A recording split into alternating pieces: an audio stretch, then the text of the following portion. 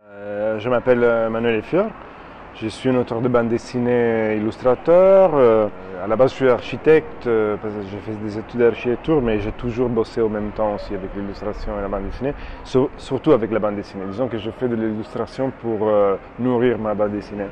J'habite en France, mais j'ai voyagé beaucoup. J'ai vécu en Allemagne, en Norvège, en Égypte. Je fais tous les métiers possibles avec les dessins. J'ai dessiné pour les archéologues, j'ai dessiné l'architecture, j'ai dessiné des autoroutes. Et finalement, je peux faire ce que j'aime plus, dessiner mes bouquins.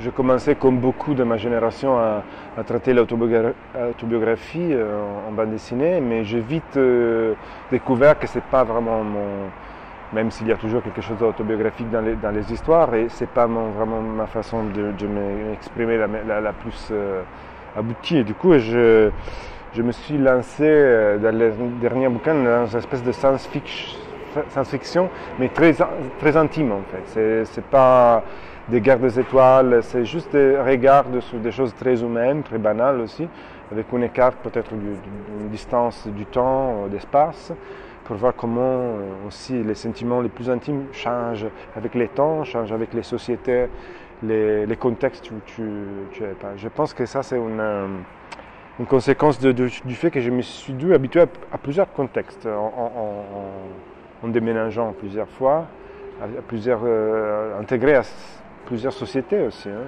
Et du coup, c'est ça qui se reflète un peu, je pense, dans mes histoires. Je travaille avec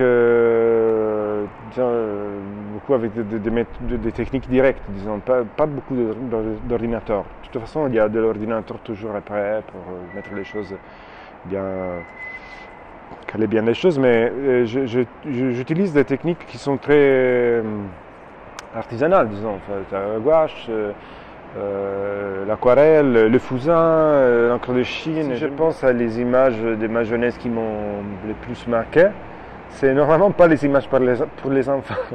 C'est des images un peu plus complexes parfois. Je me souviens, j'avais une édition de Pinocchio avec les illustrations originales. Ils sont vraiment très détaillés. En Italie, on pensait à l'illustration pour les enfants comme quelque chose de simple, simplifié. Mais moi, je pense aussi que les enfants, ils arrivent à bien accrocher à quelque chose qui écarte cette théorie un peu pour les enfants. Tu vois. Ils aiment aussi les choses violentes et les choses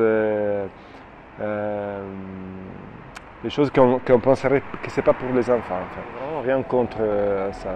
Ça ne m'attire pas parce que peut-être je fais partie maintenant d'une génération qui bien sûr connaît toutes les possibilités du digital, mais qui est très liée à certaines choses de l'éditorie normale. Par exemple, j'ai vraiment vachement du mal à lire de la bande dessinée sur des supports digital, numériques. Si on parle de bande dessinée ou de choses illustrées, je pense que je resterai sur ma papier, parce que par exemple, maintenant j'ai envie de faire une bande dessinée très grand format. Là, il n'y aura pas des iPads qui peuvent s'ouvrir comme ça pour avoir une image grande comme ça. Je trouve que la dimension, ça compte. Il y aura un futur, un monde où les choses ils vivront ensemble, le papier comme les autres choses, sans se faire la guerre.